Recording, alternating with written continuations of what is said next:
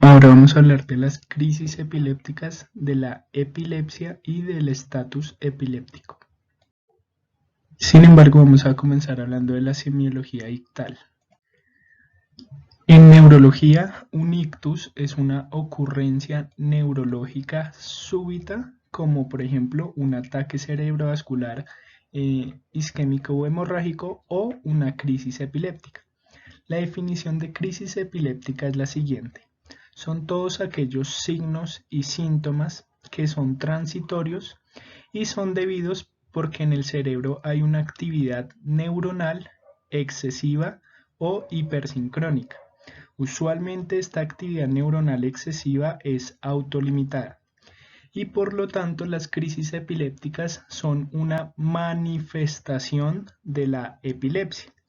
Por otro lado, la epilepsia se define como una condición neurológica crónica que está caracterizada por crisis epilépticas recurrentes, es decir, un paciente con epilepsia tiene actividades excesivas neuronales crónicamente, es decir, crisis epilépticas recurrentes.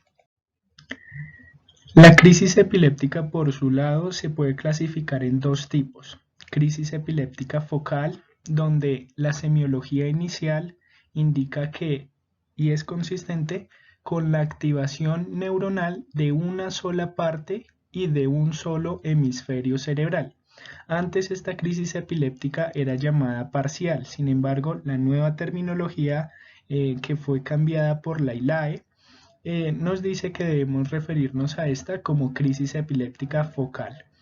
La crisis epiléptica generalizada es en la que los signos y síntomas de la crisis, es decir, la semiología inicial, indica y es consistente con la actividad de los dos hemisferios cerebrales. Antes era llamada crisis epiléptica bilateral, sin embargo, el término adecuado debe ser generalizada. El término convulsión, que actualmente se utiliza mucho, la definición de la ILAE y lo que nos dice la evidencia es que ya se tornó a ser un término laico, que no debe ser utilizado en el ambiente médico, pero pues no está mal dicho decir convulsión, sino lo adecuado es decir crisis epiléptica porque es la nueva definición que nos da la ILAE. Por un lado de la semiología de las crisis epilépticas pueden ser motoras. Esa activación neuronal va a generar ya sea un incremento o una disminución en la contracción muscular para producir movimiento. Y a su vez se pueden clasificar en varios subtipos según los signos y los movimientos de contracción de los pacientes. En una actividad motora tónica, donde existe un aumento sostenido de la contracción muscular por segundos a minutos. Una actividad motora mioclónica, donde existe una contracción muscular momentánea súbita. Y una actividad motora clónica, donde existe un mioclono, es decir, una contracción muscular momentánea, pero repetitiva, de 2 a 3 contracciones por segundo y es prolongado. Por lo tanto, un movimiento tónico es cuando un paciente flexiona o extiende involuntariamente por esa actividad excesiva neuronal un grupo muscular y por lo tanto el paciente se le va a observar con ese grupo muscular contraído y quieto. El mioclono, como es una contracción, una única contracción muscular momentánea, se va a observar como una flexión súbita o una extensión súbita y pare de contar hasta ahí. Mientras que un movimiento clónico, al ser un mioclono repetitivo, es decir, las contracciones repetitivas, se va a observar al paciente con movimientos de flexión-extensión repetitivos. Los otros componentes de la actividad motora es el espasmo epiléptico. El espasmo epiléptico hace referencia a ya sea una flexión, una extensión o ambas de manera súbita de músculos proximales y del tronco, más sostenida que un movimiento clónico, pero menos que un movimiento tónico. y es frecuente los espasmos infantiles. El siguiente es el movimiento versivo. Es una rotación sostenida de los movimientos oculares conjugados, una rotación sostenida cefálica por contracción de una sola parte de la musculatura del cuello, o la rotación sostenida del tronco, o la desviación lateral de la línea media. La marcha jacksoniana es el término tradicional que indica movimientos clónicos, es decir, contracciones y movimientos por contracciones mioclónicas repetitivas a través de partes contiguas unilaterales. Y pues cuando los pacientes tienen esos movimientos clónicos de las partes contiguas unilaterales, se les observa como una marcha que se le acuñó este término. La actividad motora tónico-clónica es cuando existen movimientos tónicos seguidos de movimientos clónicos o cuando existen ambos a la vez. La actividad motora atónica es cuando existe una disminución súbita del tono muscular.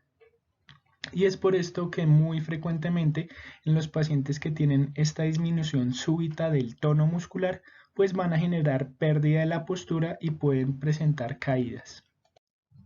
La siguiente actividad motora son los automatismos. Los automatismos son actividades motoras repetitivas y coordinadas cuando hay alteración del estado de conciencia con amnesia posterior. Pueden ser actividades motoras oroalimentarias, actividades motoras miméticas, actividades motoras manuales o actividades motoras pedales también cuando son de los pies, o actividades motoras gestuales, es decir, su nombre lo indica. Si el paciente pierde el estado de conciencia o tiene una alteración del estado de conciencia y genera contracciones repetitivas y coordinadas de los músculos faciales que genera gestos, pues será un automatismo gestual. Si son oroalimentarios, pues serán movimientos de deglución.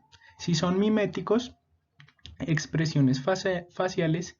Si son manuales, serán movimientos en las manos, y si son pedales, será como si el paciente estuviera pedaleando. La actividad motora hiperkinética son aquellos movimientos balísticos de la musculatura proximal o axial. ¿Qué significa balísticos? Es un movimiento súbito de extensión o flexión de todo el miembro dado por la contracción proximal de los miembros superiores o inferiores.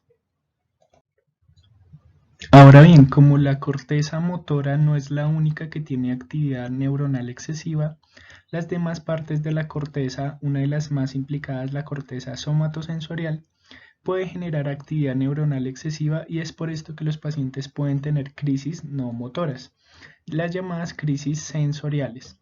Recuerden, aura es el fenómeno ictal subjetivo, como lo vimos en la parte de cefaleas, y la actividad sensorial es toda experiencia perceptual no causada por un estímulo apropiado externo, y puede ser de tipo somatosensorial, por ejemplo, parestesia, sensación eléctrica, dolor, vibración. Pueden ser actividades visuales al observar luces intermitentes, parpadeantes, escotomas, amaurosis. Actividades auditivas como zumbidos, sonidos de tambores, tonos simples, olfativas, usualmente desagradables, las llamadas crisis uncinadas. La gustativa, cuando hay sensación de gusto ácido, salado, amargo, dulce, metálico, sin que el paciente tenga algo en la boca. Actividades epigástricas con disconfort abdominal, incluye náuseas, malestar o dolor abdominal. Y cefálico, cuando existe cefalea. Aparte de la actividad somatosensorial, la siguiente actividad será la actividad autonómica. donde existe unas sensaciones que son consistentes con activación del sistema nervioso autónomo y por tanto pueden ser cardiovasculares, gastrointestinales, vasomotoras, sudoríparas y de la termorregulación.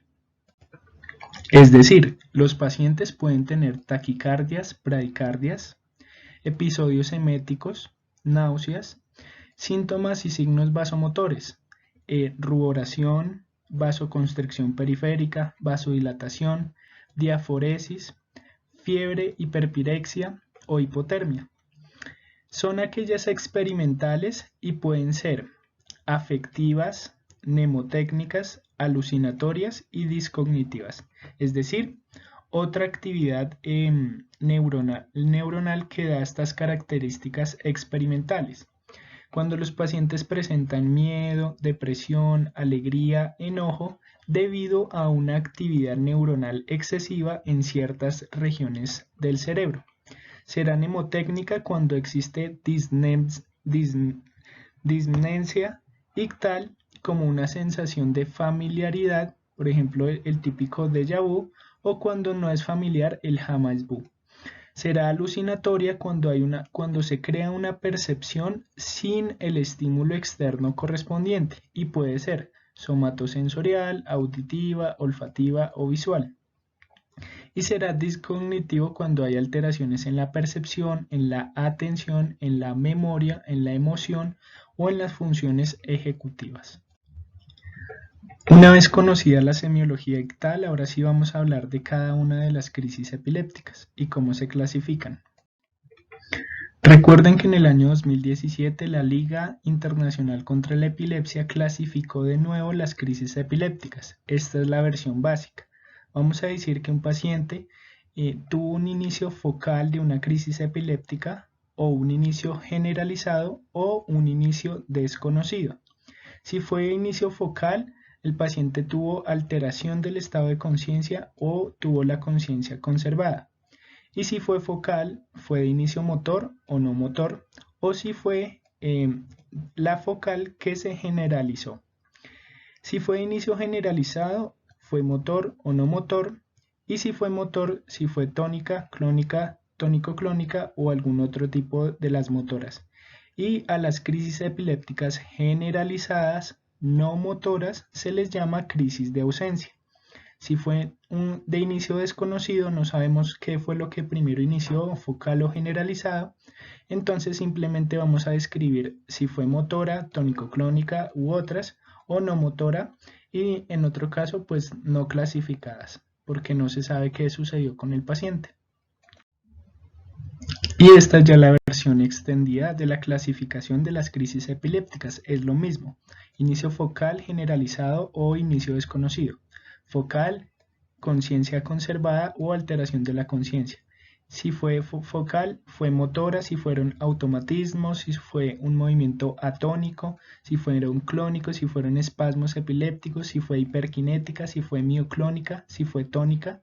Y si fue no motora, fue autonómica, alteración del comportamiento, cognitiva, emocional o somatosensorial. Igual que las motoras generalizadas, si fueron tónico-clónicas, clónicas, tónicas, mioclónicas, si fueron mioclónicas, tónicas y clónicas, si fueron mioclónicas y atónicas, si fueron atónicas o si fueron espasmos epilépticos. Si fue no motor, es decir, una crisis de ausencia, fue típica o atípica, si fue una crisis mioclónica de ausencia o si fue la mioclonía del párpado.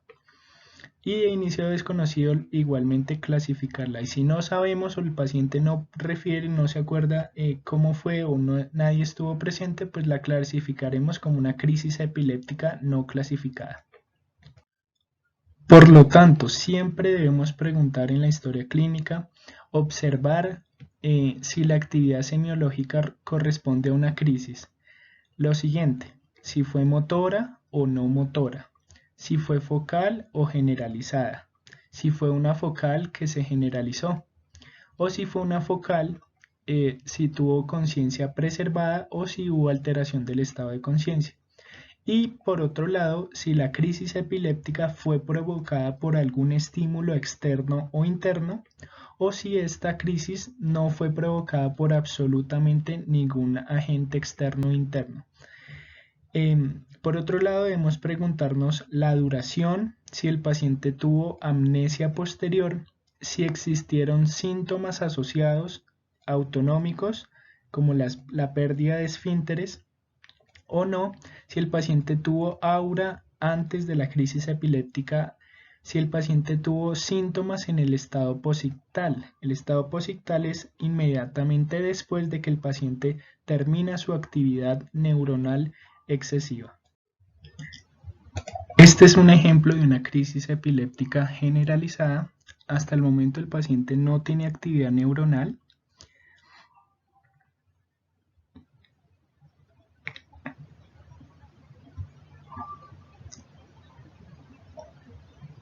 E inmediatamente vean cómo tiene eversión cefálica y ocular, tiene contracción-extensión del tronco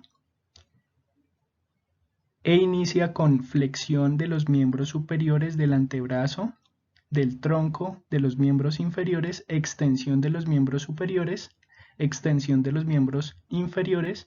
Vean la flexión de la mano derecha y tiene movimientos tónicos y clónicos. El movimiento tónico será la flexión sostenida de la mano derecha y los movimientos clónicos, pues vean los miembros inferiores y los miembros superiores y el tronco, cómo existen contracciones y relajación, contracciones y relajación, y por lo tanto esta es una crisis epiléptica generalizada tónico-clónica.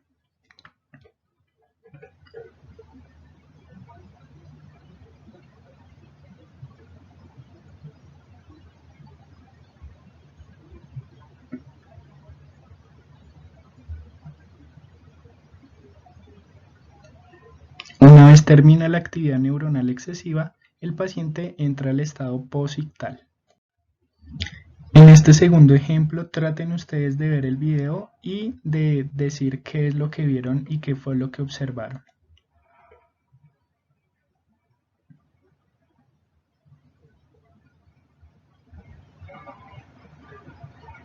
Entonces, lo que se observó fue un movimiento mioclónico. ¿Por qué? Porque fue una sola contracción de los miembros superiores, pues que le hicieron tumbar a la niña el café.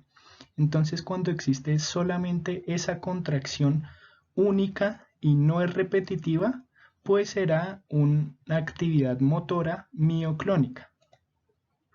De nuevo,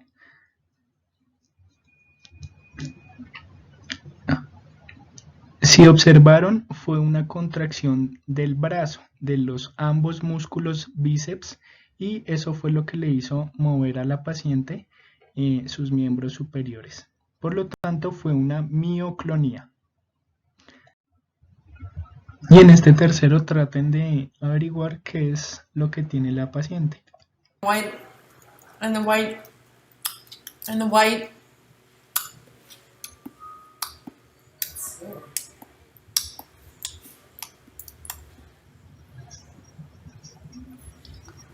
And the whites.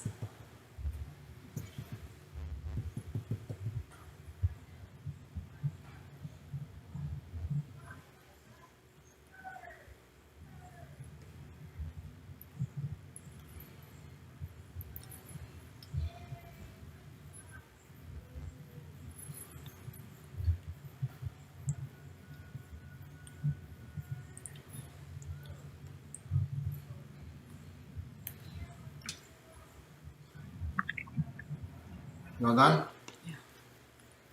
Diga.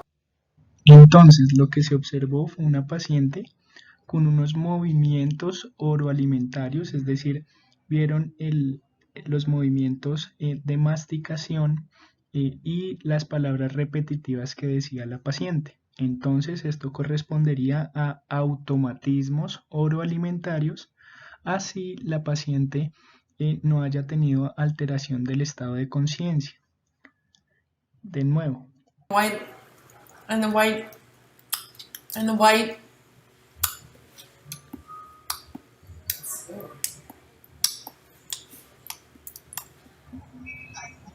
Entonces, esos fueron Aliments. movimientos repetitivos, controlados, oroalimentarios y gestuales que son representativos de un episodio de automatismo, es decir, una actividad motora. Y la paciente en este momento continúa con esos gestos, esa actividad motora repetitiva, controlada,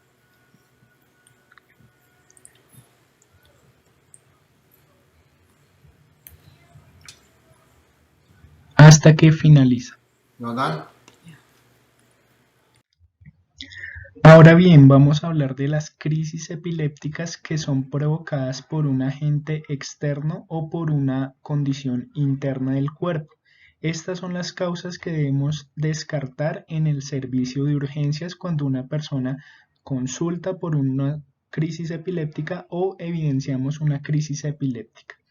Entonces, recuerden que las crisis epilépticas sintomáticas agudas son definidas como aquellas que ocurren en relación temporal con una lesión del sistema nervioso central o una lesión sistémica, ya sea metabólicas, tóxicas, estructurales, por infección o por causa inflamatoria de origen no infeccioso. Cuando un paciente presenta una crisis epiléptica provocada, implica que no son recurrentes y en general no requieren antiepilépticos a largo plazo. Es decir, esa persona no va a tener un diagnóstico de epilepsia, no va a tener crisis epilépticas recurrentes porque la explicación de la crisis de la actividad neuronal excesiva fue esa causa provocada por una alteración del sistema nervioso central o una alteración sistémica. Aunque estas crisis epilépticas provocadas aumentan el riesgo de una crisis no provocada a futuro en algunos casos. Una de las causas de crisis epilépticas provocadas es el ataque cerebrovascular, sea isquémico hemorrágico. Cuenta con el 2.5 al 5% de todas las causas de crisis epilépticas provocadas y pueden ser por infartos arteriales, por trombosis de senos venosos o hemorragias intracraneanas. Acá se observa un infarto isquémico, una área hipodensa que compromete un territorio vascular. Acá se observa una trombosis de senos venosos. Vean acá estas lesiones hiperdensas. Acá se observa una hemorragia intraparenquimatosa con edema perilesional y acá se observa un área de una hemorragia subaracnoidea dada por la hiperdensidad en el espacio subaracnoideo. La siguiente causa a descartar son las infecciones, sean meningitis que cuentan del 17 al 24%, encefalitis virales, la más frecuente es por herpes simplex, endocarditis infecciosas que hacen émbolos sépticos a nivel del sistema nervioso central, abscesos cerebrales de causas por bacterias, parásitos, hongos, infección por VIH, enfermedades tropicales, neurocisticercosis, esquistosomiasis, malaria cerebral, tuberculosis meningia y tuberculosis cerebral. Acá se observa una hiperintensidad bilateral en ambos lóbulos temporales, en T2, acá, y en FLAIR, que denota encefalitis viral sumado a la clínica que pueda tener el paciente de alteración del estado de conciencia, focalización neurológica, cefalea y crisis epilépticas. Estas son lesiones quísticas múltiples en T1 por neurocisticercosis. Recuerden como repasamos en la charla de infecciones parasitarias, acá se observa un absceso cerebral en T2 con edema circundante. Vean la lesión redondeada que denota el absceso y toda esta área, toda esta región es edema perilesional. Lo siguiente a descartar son los traumas cráneoencefálicos. Acá se observan tomografías con evidencia de hematomas subdurales y epidurales. Recuerden, el hematoma subdural indica es probable debido a la uniconvexidad y uniconcavidad, a diferencia del hematoma epidural donde ambos lados son biconvexos. La siguiente causa a descartar son las causas inflamatorias como la esclerosis múltiple, la encefalomielitis aguda diseminada, debido a procesos autoinmunes, la sarcoidosis a nivel del sistema nervioso central, las diferentes vasculitis sistémicas, la vasculitis que compromete arterias y vasos del sistema nervioso central, las enfermedades del tejido conectivo y las encefalopatías autoinmunes. En esta resonancia magnética múltiple se observa la desmielinización de la sustancia blanca en la esclerosis múltiple, como se observa por estas lesiones hiperintensas a nivel de la sustancia blanca. Las causas metabólicas a descartar: la hipoglicemia cuando los pacientes tienen glicemias severas por debajo de 54 miligramos por decilitro, pero también las hiperglicemias en los estados hiperosmolares hiperglicémicos. Las alteraciones electrolíticas como la hiponatremia se presentan del 5 al 15% de los pacientes con crisis epilépticas provocadas. Es mayor su incidencia cuando el sodio se encuentra por debajo de 110 miliequivalentes por litro. La hipernatremia es más frecuente cuando el sodio se encuentra por encima de 160 miliequivalentes por litro. La hipomagnesemia cuando está por debajo de 1 miliequivalente por litro. La hipocalcemia, la hipercalcemia, la falla hepática por toxicidad de amonio en las encefalopatías hepáticas. Las causas por tóxicos: las intoxicaciones por alcohol, intoxicaciones por anfetaminas, cocaína, heroína, las toxinas animales, las toxinas por hongos, las toxinas por plantas, la intoxicación por monóxido de carbono, metales pesados, solventes orgánicos. Las gestantes que presentan trastornos hipertensivos como la eclampsia. Recuerden que la eclampsia es la manifestación neurológica del trastorno hipertensivo de la preeclampsia, cuando pacientes presentan presiones arteriales sistólicas por encima de 140 o diastólicas por encima de 90, sumado a crisis epilépticas o coma. No es necesario que presenten proteinuria las gestantes, y cuando se presentan gestantes por encima de 20 semanas de gestación. La siguiente causa son los procesos febriles. Son ya cuando se presenta una crisis epiléptica, cuando hay fiebre, son llamadas crisis febriles. Es más frecuente en lactantes, en preescolares, en escolares, pero sin embargo puede presentar a cualquier edad. Por lo general, estas crisis febriles remiten con solo administración de oxígeno sin necesidad de administrar antiepilépticos. Y si no responde con oxígeno, pues habrá que administrar los antiepilépticos, como veremos más adelante. Siempre busque focos infecciosos dados por respuesta inflamatoria sistémica o un foco a nivel del sistema nervioso central, otorrinolaringológico, respiratorio, cardíaco, intraabdominal y demás. Lo más frecuente, como he dicho, faringoamigdalitis, otitis media aguda, neumonías, itus, infección de piel y tejidos blandos y neuroinfección. Todos estos focos a descartar siempre con una adecuada historia clínica y examen físico. Por lo tanto, los laboratorios que se deben solicitar ante una crisis provocada serán hemograma completo, electrolitos que incluyan magnesio, calcio y fósforo, glicemia, proteína C reactiva, función renal y función hepática. Sin embargo, pues todos los laboratorios que ustedes consideren según la sospecha clínica que tengan. Es decir, todos aquellos laboratorios, tanto de sanguíneos, esenciales y según la clínica, todos aquellos que evidencien que sean necesarios para diagnosticar sepsis con el Quick-SOFA, todos aquellos para procesos inflamatorios y según el riesgo y factores de riesgo y la sospecha clínica. Las neuroimágenes en crisis provocadas pues serán para descartar las causas a nivel del sistema nervioso central. La tomografía axial computarizada es rápida, fácilmente accesible, no necesita sedación, demuestra hemorragias, abscesos, tumores, edemas, infartos, lesiones en los huesos y cambios acompañantes de trombosis venosa. La resonancia magnética cerebral diferencia entre procesos de isquemia tanto aguda como crónica. Es la mejor imagen para observar la fosa posterior y el tallo cerebral.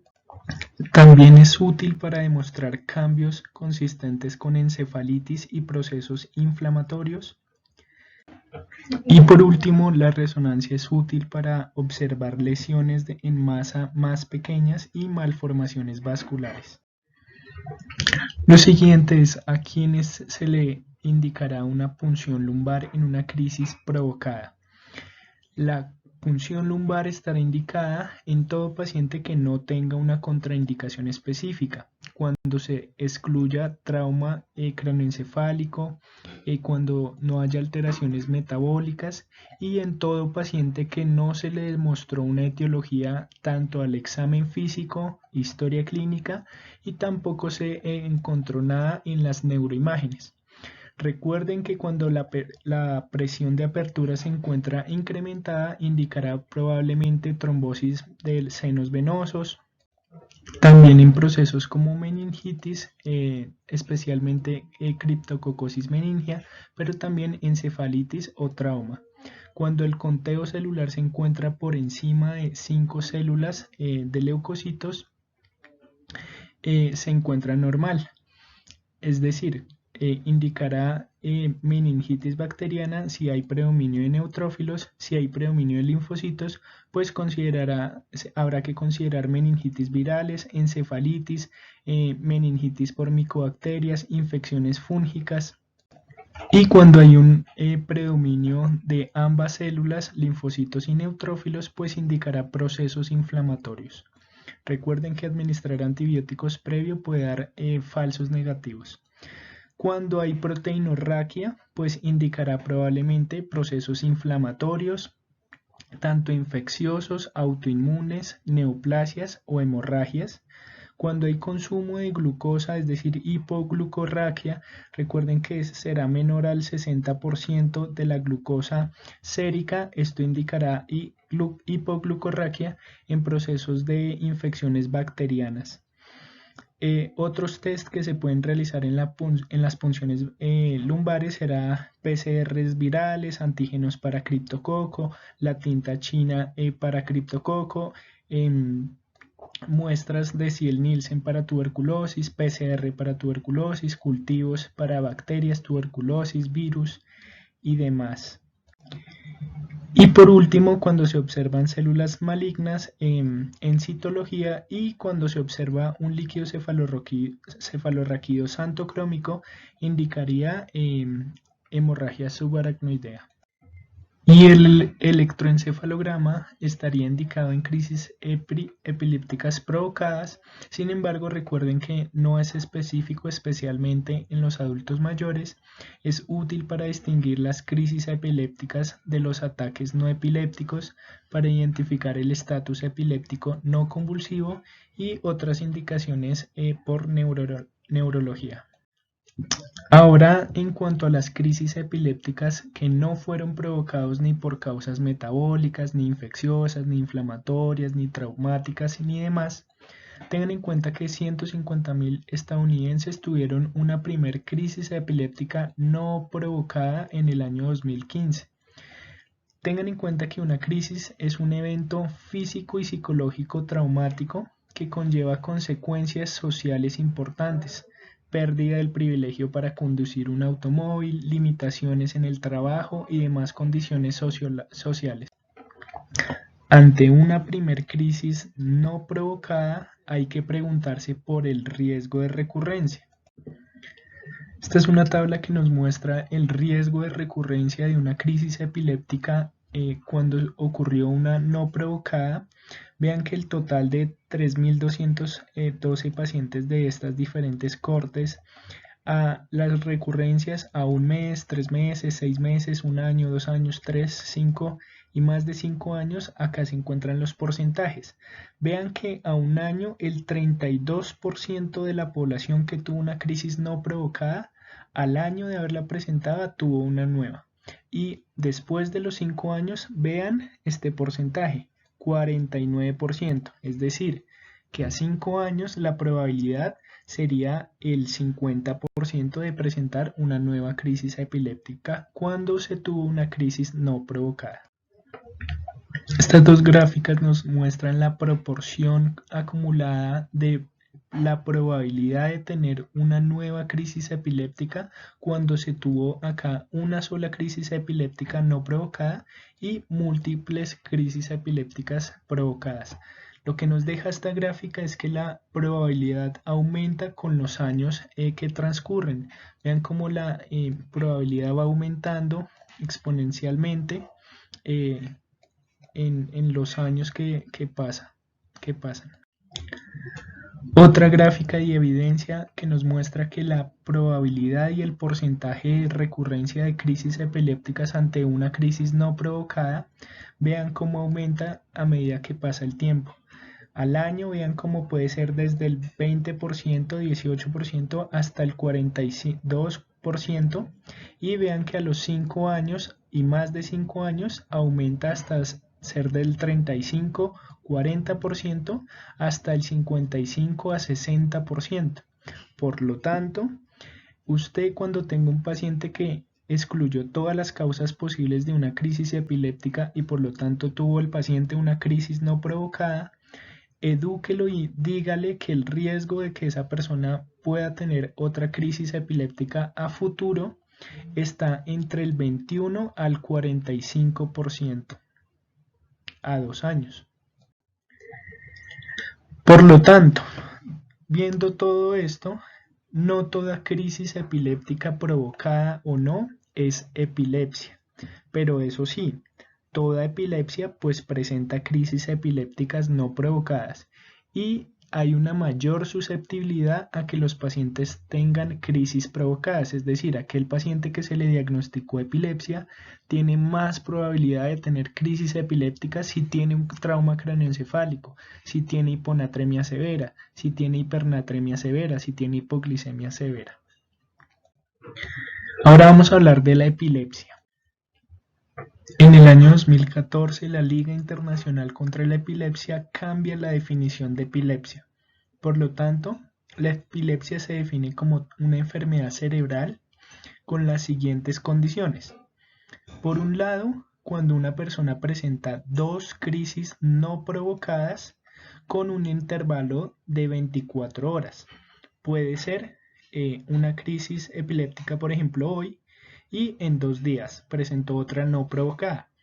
O el presentar una crisis epiléptica hoy no provocada y en 40 años presentar otra no provocada, así en esos 40 años la persona no haya tenido ninguna crisis epiléptica, eso se define como una epilepsia. Segunda opción para diagnosticar la epilepsia, una crisis no provocada y una probabilidad sumada de presentar nuevas crisis durante los 10 años siguientes, y esto es similar al riesgo general de recurrencia, que es al menos el 60% tras la aparición de dos crisis no provocadas. Es decir, cuando una persona presenta dos crisis no provocadas con un intervalo de 24 horas, la probabilidad de tener una tercera crisis es de al menos 60%. Por lo tanto, aquellas personas que solo presentaron una crisis no provocada, pero que tienen una probabilidad adicional por unos factores que ya les diré, es lo mismo a tener dos crisis no provocadas y por lo tanto a esa persona se le diagnostica epilepsia. Y la última opción para diagnosticar epilepsia es cuando existe un síndrome clínico de epilepsia.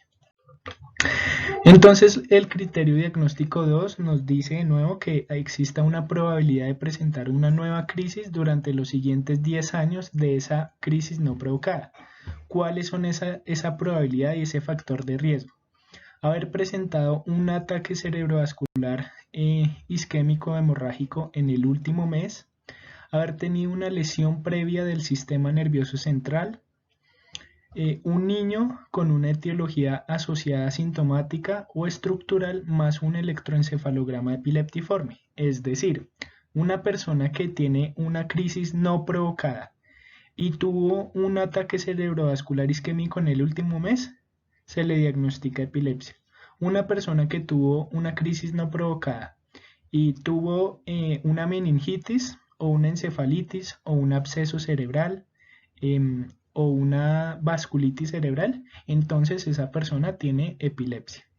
Se considera que la epilepsia está resuelta en sujetos con síndrome epilépticos dependientes de la edad, por ejemplo, una epilepsia del lactante, y ese lactante pues ya es un escolar, entonces ya no tiene epilepsia y que haya superado esa edad. Aquellos que se han mantenido sin crisis durante los últimos 10 años y que no han tomado medicación antiepiléptica durante los últimos 5 años. Y la ILAE clasificó de nuevo en el año 2017 las epilepsias. Y lo que nos dice este gráfico es la clasificación de la ILAE para las epilepsias. Vean que una persona puede tener crisis epilépticas sin tener el diagnóstico de epilepsia y las crisis pueden ser focales, generalizadas o desconocidas. Y los tipos de epilepsia serán de igual manera como se clasifican las crisis epilépticas: focales, generalizadas, combinadas, generalizadas y focalizadas o desconocidas. Y la etiología de la epilepsia y las crisis epilépticas pueden ser de causas provocadas, es decir, estructurales, genéticas, infecciosas, metabólicas, inmunes o desconocidas. Y las personas que progresan a síndromes epilépticos por estas mismas causas. Y tengan en cuenta todas las comorbilidades que pueden presentar los pacientes. Entonces, de nuevo, la clasificación es la misma: focales, generalizadas, combinadas o desconocidas, o un síndrome epiléptico. Y estas pueden ser causadas por alteraciones estructurales, genéticas, infecciosas, metabólicas, inmunes o de causas desconocidas. Entonces, la evaluación inicial ante un paciente en que nosotros sospechamos de epilepsia, por lo mismo, tuvo 2 episodios de crisis epilépticas no provocadas o una crisis epiléptica no provocada y un riesgo que ya les mencioné. Entonces, obtengan una historia clínica adecuada con la semiología ictal que ya vimos, identifiquen los criterios de definición, es decir, esos 3 criterios, y remita urgentemente para el diagnóstico a un especialista, es decir, un neurólogo, para que aborde a esos pacientes adecuadamente. Y por último, establezca y remita con las siguientes características: el tipo de crisis epiléptica, si fue focal, generalizada, y la clasificación que ya vimos de las crisis epilépticas, si el paciente tiene un síndrome epiléptico, la causa y las comorbilidades de los pacientes. Lo siguiente es la utilidad del electroencefalograma. Vean que es muy útil en las primeras horas y días de haber presentado una crisis epiléptica, ayuda a soportar el diagnóstico, determina el riesgo de recurrencia y determina el tipo de crisis epiléptica y el tipo de epilepsia. La resonancia magnética nuclear es útil cuando se obtienen pacientes de inicio en los adultos y cuando hay sospecha de epilepsia focal, y ayuda a determinar de igual manera el riesgo de recurrencia y es necesaria la intervención urgente. Recuerde evaluar en los aspectos psicosociales, evaluación en el área neurocognitiva de los pacientes y todas las indicaciones que usted considere como clínico. Recuerde incluir a esos pacientes en un plan de manejo con neurología, con epileptólogos, decidir el inicio de la terapia antiepiléptica y referir a un cuidado terciario cuando sea necesario. En cuanto a los síndromes epilépticos, les dejo esta página web donde provee una fuente excelente para entender los parámetros diagnósticos de cada síndrome epiléptico, donde muestra los videos de los diferentes tipos de crisis también, algunas características en el electroencefalograma de los diferentes síndromes epilépticos para el que quiera profundizar el tema. Y de aquí en adelante les voy a mostrar los diferentes síndromes epilépticos según las diferentes edades de los pacientes para el que quiera profundizar el tema y averigüe sobre cada tipo de síndrome. Lo más frecuente en el neonato son las crisis neonatales autolimitadas y las epilepsias neonatales familiares autolimitadas. Y en los lactantes lo más frecuente es el síndrome de Ohtahara, el síndrome de West, el síndrome de Dravet, la epilepsia mioclónica del lactante, la epilepsia del lactante con crisis focales migratorias. Sin embargo, estas 4 también estarán presentes en esta edad. En la infancia lo más frecuente es el síndrome de Lennox-Gastaut, la epilepsia con ausencias de la infancia y la epilepsia de la infancia con puntas centrotemporales. En el adolescente y en el adulto los síndromes epilépticos más frecuentes son las epilepsias de ausencias juveniles, la epilepsia mioclónica juvenil y la epilepsia con crisis generalizadas tónico-clónicas. Sin embargo, también se pueden presentar estas dos. Y a cualquier edad puede presentarse los siguientes síndromes: la epilepsia focal familiar con focos variables, las epilepsias reflejas y las epilepsias mioclónicas progresivas. De nuevo, estas etiologías de las epilepsias más específicas, causas genéticas debido a anormalidades cromosómicas o anomalías genéticas que inducen el estado de hiperexcitación neuronal, causas inmunes, el síndrome de Rasmussen para que lo profundicen y la que está mediada por anticuerpos, causas infecciosas y pues metabólicas también. Las estructurales serán estas malformaciones del desarrollo cortical como displasias corticales focales, esclerosis tuberosa, la lisencefalia, la heterotopía subcortical en bandas, la de sustancia gris, la policrogiria y todas estas demás. Las malformaciones vasculares como los angiomas cerebrales, el síndrome de Sturge-Weber y la malformación arteriovenosa, pero también esclerosis hipocampal, hipoxia y las lesiones hipóxico-isquémicas, las lesiones cerebrales traumáticas, los tumores y los quistes encefálicos. De nuevo, los accidentes cerebrovasculares pueden generar epilepsias, las lesiones hipóxico-isquémicas y las neoplasias. Lo siguiente a descartar son los imitadores, también llamados camaleones de las epilepsias, tales como aquellos procesos donde no existe actividad neuronal excesiva y la alteración del estado de conciencia, la pérdida de la conciencia transitoria o los movimientos pueden ser debidos a otras causas. Una de las causas que hay que descartar son los síncopes, tanto reflejos por hipotensión ortostática o síncopes cardíacos. Los ataques psicogénicos pueden ser manejados erróneamente como epilepsias. Les dejo este artículo para que profundicen el tema. De nuevo, el ataque cerebrovascular isquémico, hemorrágico, los trastornos neurocognitivos mayores, las causas no orgánicas, la esclerosis múltiple, la neuropatía periférica y la enfermedad de Parkinson se pueden comportar como imitadores de la epilepsia, aunque algunos de ellos que ustedes vean son causas identificables que pueden iniciar una crisis epiléptica provocada. Y les dejo esta tabla para que profundicen el tema y vean todas estas causas que pueden provocar una imitación de la epilepsia o las crisis epilépticas.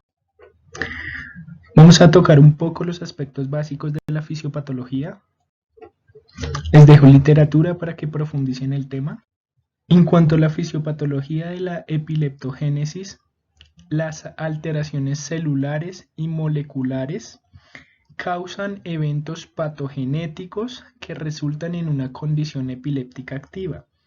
Pueden incluir alteraciones tanto genéticas o lesiones cerebrales, y acá tienen unas diferentes alteraciones en la plasticidad y en la función celular y todos aquellos genes implicados en esta epileptogénesis. Recuerden que la inestabilidad eléctrica de la membrana neuronal está presente en los pacientes que tienen crisis epilépticas, y esta se debe a disfunción de los canales iónicos de la sinapsis neuronal.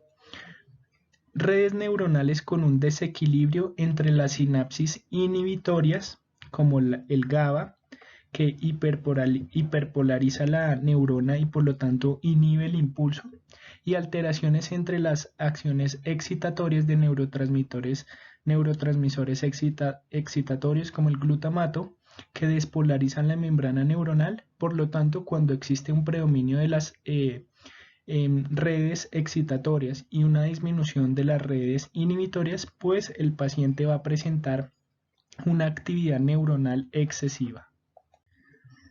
Esta Esta gráfica nos enseña que alteraciones y mutaciones genéticas de genes que codifican para canales de sodio y de potasio en las neuronas, cuando están mutados y se generan estas alteraciones en estos canales de sodio o potasio, genera alteraciones en los potenciales de acción por alteración en la electronegatividad de la membrana neuronal, por lo tanto con la mayor proporción a generar nuevos potenciales de acción y por lo tanto nueva actividad eléctrica y una actividad eléctrica permanente y sostenida. En cuanto a la propagación de las redes neuronales, puede ser de tipo neocortical cuando en un área de la corteza cerebral, como se evidencia acá, se propaga a las diferentes cortezas tanto del mismo hemisferio como al hemisferio contralateral o a nivel del mesencéfalo.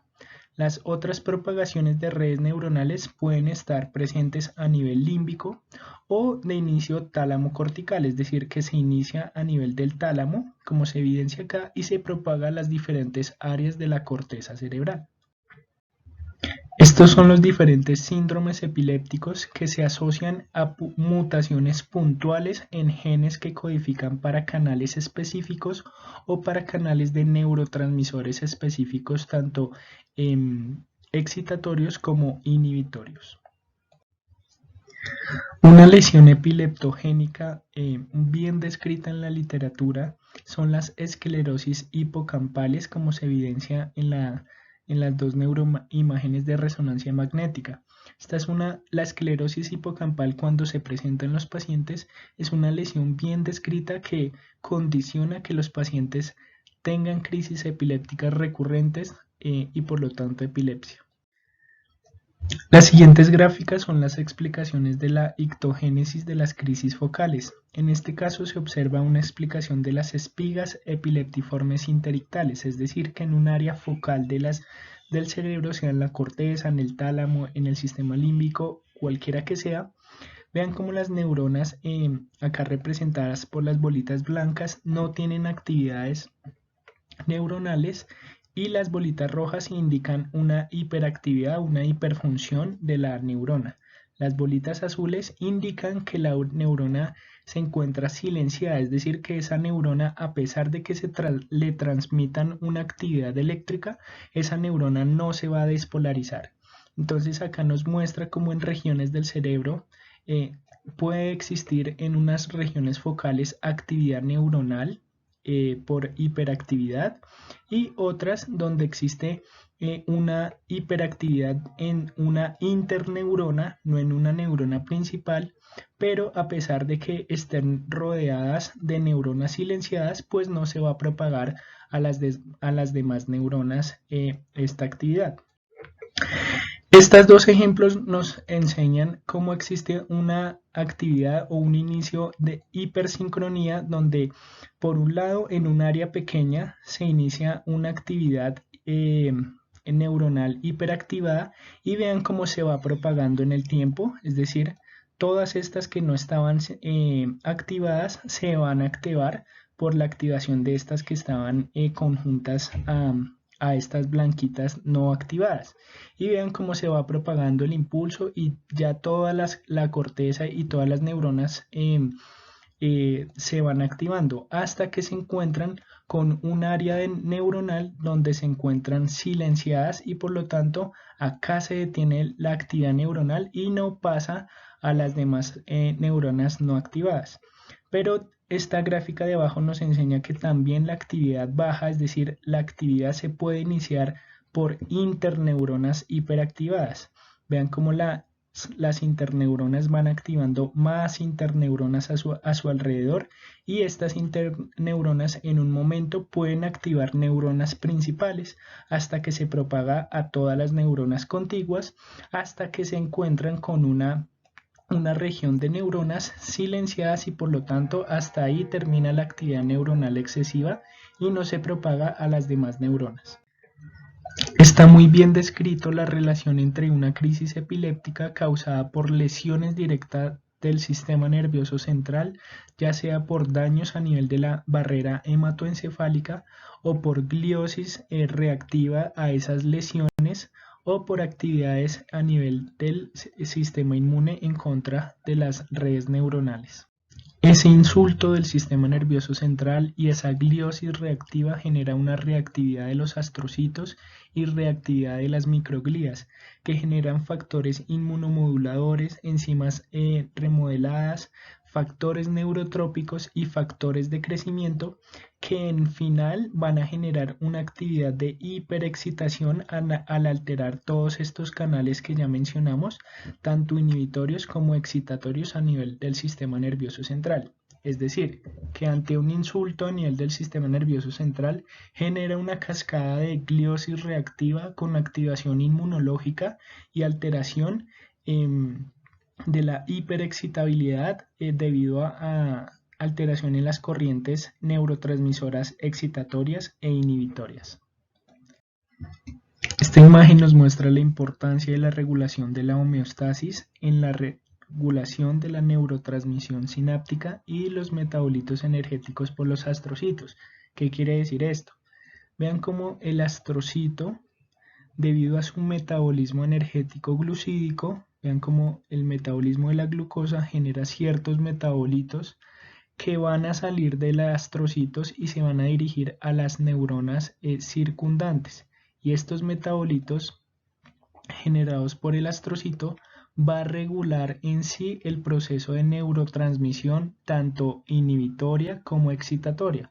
Vean cómo este metabolito alcanza a regular la liberación del neurotransmisor GABA y por lo tanto su unión al receptor GABA A o los diferentes tipos de receptores GABA. Y por otro lado también regula la liberación o la acción de los neurotransmisores excitatorios como el glutamato y su unión al receptor NMDA. Por lo tanto, toda alteración a nivel de los astrocitos, dado por lesión directa, lesiones directas a nivel del sistema nervioso central o mutaciones genéticas en los canales o mutaciones que alteren el metabolismo energético del astrocito, pues va a generar alteraciones en la neurotransmisión del sistema nervioso central y por lo tanto actividades neuronales severas y persistentes. Ahora algunos aspectos básicos de los antiepilépticos. Recuerden que los antiepilépticos que inactivan el canal de sodio como la carbamazepina, la fenitoína, el topiramato, la lacosamida, la lamotrigina, la sonisamida van a disminuir esa neurotransmisión y esa actividad neuronal en estos pacientes. Otros fármacos que alteran canales de calcio, como el valproato o la etosuximida, pues van a generar una reducción de la corriente de calcio a través de los canales de calcio tipo T. Los fármacos que mejoran la transmisión sináptica de GABA son vigabatrina, valproato, tiagabina, las benzodiazepinas y los barbitúricos. Esta imagen nos muestra cómo se divide la acción de los diferentes fármacos antiepilépticos en aquellos que alteran la sinapsis excitatoria, por lo tanto la van a bloquear, la van a inhibir, y aquellos fármacos que inhiben la sinapsis inhibitoria, es decir, van a aumentar la inhibición sináptica y por lo tanto van a bloquear la transmisión neuronal. Recuerden que no solamente por inhibición de los canales de sodio, potasio o calcio van a generarse estas acciones, sino por ejemplo también alteraciones en proteínas que están implicadas en la liberación de neurotransmisores excitatorios como el glutamato, como la alteración o el bloqueo de la proteína SB2A por el levetiracetam. Ahora vamos a hablar del tratamiento. Les dejo esta tabla para que revisen los parámetros farmacokinéticos de los diferentes fármacos antiepilépticos, cuáles tienen buena biodisponibilidad oral, cuáles se unen a proteínas, qué metabolismo tienen, qué vida media tiene y si tienen interacciones. Y les dejo esta tabla para que repasen y revisen las dosis de los diferentes fármacos antiepilépticos en pediatría. Les repito, las más utilizadas serían ácido valproico, inician la dosis a 15 miligramos por kilo día vía oral, la titulan de 5 a 10 miligramos por kilo día cada semana y la dosis máxima será 30 miligramos por kilo día hasta 60 miligramos por kilo día. La carbamazepina, iniciarla de 10 a 20 miligramos por kilo día, incrementar cada semana de 100 miligramos y la dosis tope será 20 miligramos por kilo día, menor de 35 por kilo día. Les dejo acá la dosis de la motrigina y las diferentes dosis pediátricas de topiramato, levetiracetam, vigabatrina y demás. Les recuerdo que existe la Guía Colombiana para el Diagnóstico y Tratamiento de la Epilepsia en Colombia, la última actualización del 2014, donde están cómo diagnosticar varios síndromes epilépticos y cuáles son los fármacos indicados para cada síndrome epiléptico y para cada tipo de epilepsia.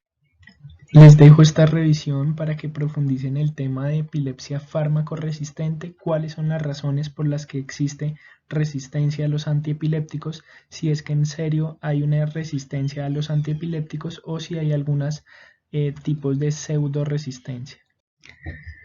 Sin embargo, vean que la falla o la resistencia a dos antiepilépticos se define como la epilepsia fármaco resistente. Vean que en esta corte de 470 pacientes que nunca fueron tratados con antiepilépticos, el 36% de los pacientes ni con politerapia antiepiléptica generaron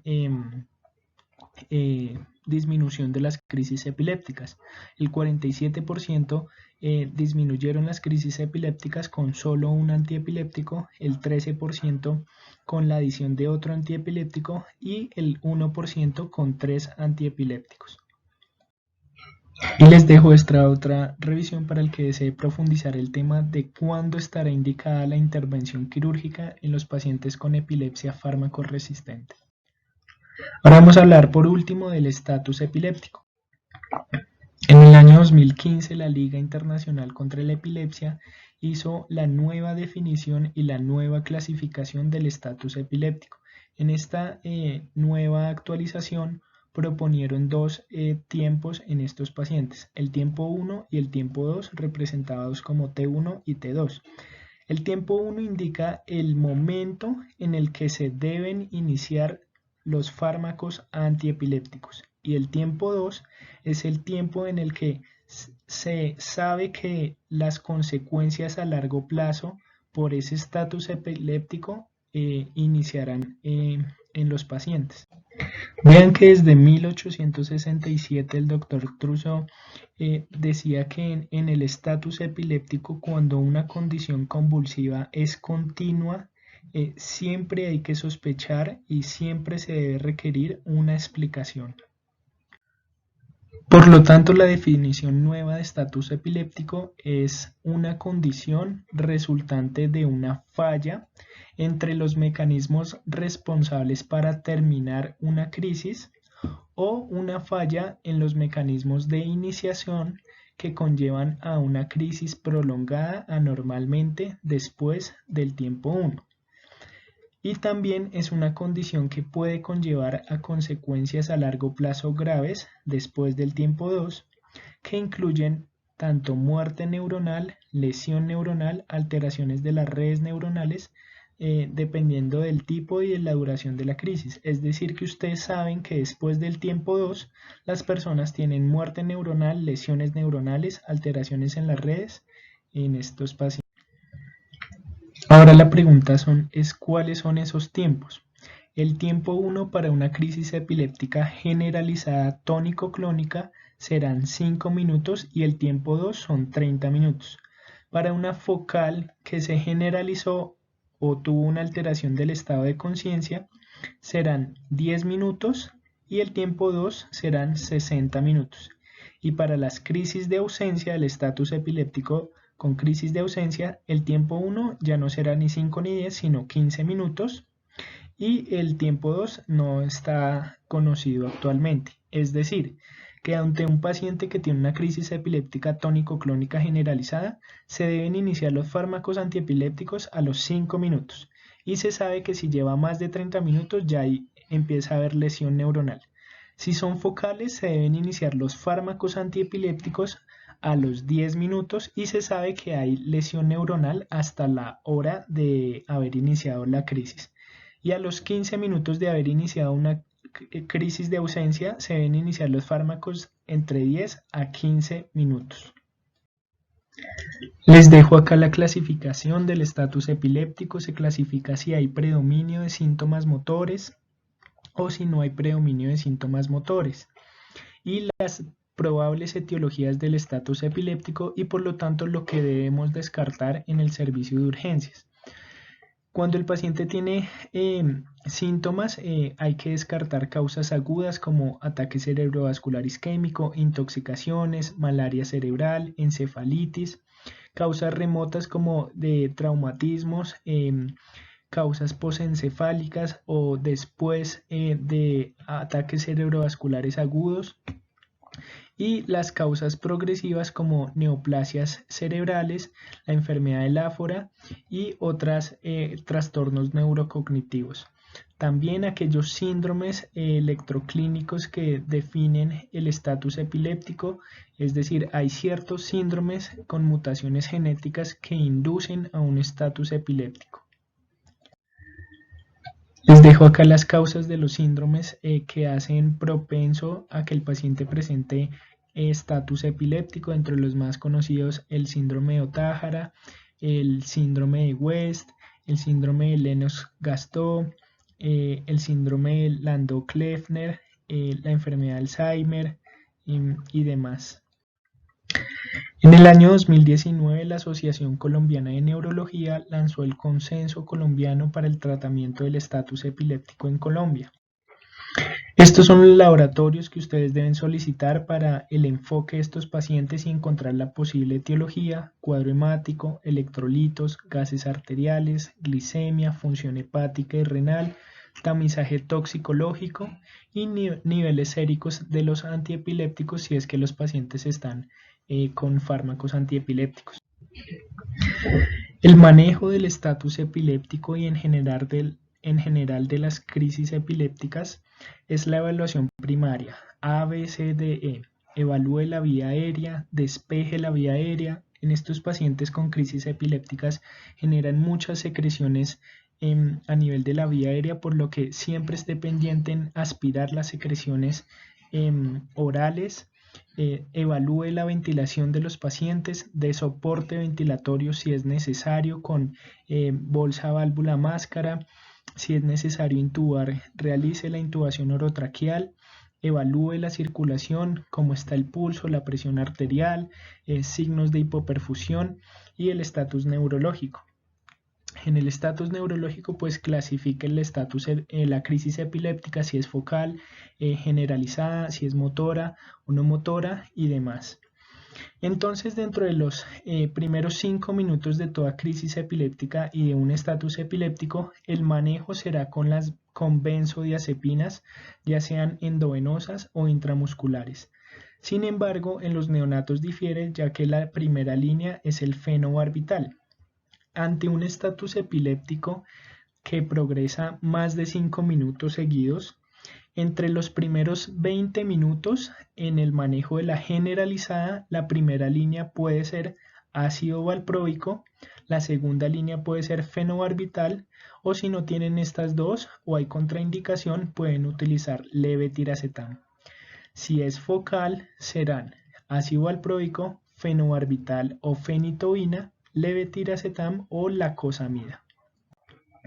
Ahora bien, si el paciente tiene un estatus epiléptico refractario, es decir, lleva más de 30 minutos a una hora en crisis epiléptica, deben remitir a ese paciente a unidad de cuidado intensivo. Ya debe estar el paciente con la vía aérea asegurada, debe tener soporte ventilatorio, por lo tanto, y se debe iniciar infusión con benzodiazepinas o se puede iniciar infusión con propofol, con tiopental o con ketamina. Al paciente que lleva más de una hora de crisis epiléptica, saque el paciente con un estatus epiléptico súper refractario, este anterior era refractario, y en estos casos en unidad de cuidado intensivo hay que iniciar infusiones de midazolam, infusiones de propofol, de tiopental, de ketamina. Se ha considerado iniciar metilprednisolona, inmunoglobulinas, plasmaféresis y en algunos casos dietas cetogénicas según indicaciones de las guías. Entonces, ante un paciente con una crisis epiléptica y un estatus epiléptico, de nuevo, estabilice con la evaluación primaria ABCDE, considere intubación si lo requiere, el examen neurológico y asegure un acceso venoso. Inicia el tratamiento. Solicite también inmediatamente los paraclínicos, gases arteriales, glicemia, tóxicos, imágenes si los necesita. Como ya vimos, en los primeros 5 minutos, benzodiazepinas, midazolam, lorazepam, clonazepam o diazepam. Las otras líneas, fenitoína, ácido valproico, levetiracetam, fenobarbital o lacosamida, entre 5 a 20 minutos. Y de 30 a 60 minutos, infusiones de propofol, tiopental, ketamina, infusiones de midazolam. Se puede considerar corticoides e inmunoglobulinas en epilepsias autoinmunes y cirugía para epilepsia.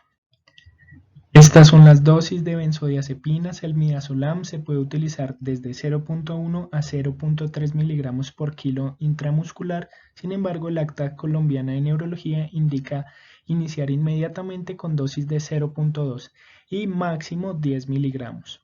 El mantenimiento de la infusión será entre 0.1 a 2.9 miligramos por kilo hora.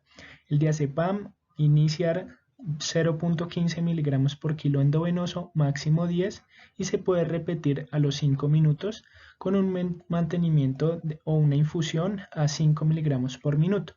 El lorazepam es la primera línea y la benzodiazepina de primera línea en los pediátricos a dosis de 0.1 miligramos por kilo endovenoso, máximo 4 miligramos. Se puede repetir a los 10 a 15, entre los 5 a 10 minutos y la infusión será 2 miligramos minuto. El clonazepam se puede administrar a 1 miligramo endovenoso y se puede repetir con otro miligramo hasta 4 miligramos. Y no hay infusión para el clonazepam. El ácido valproico, la dosis será entre 20 a 40 miligramos por kilo endovenoso. Se puede dar adicional de 20 miligramos por kilo y no se puede administrar en infusión. Por lo general, recuerde que el bolo lo puede dar a 30 miligramos por kilo.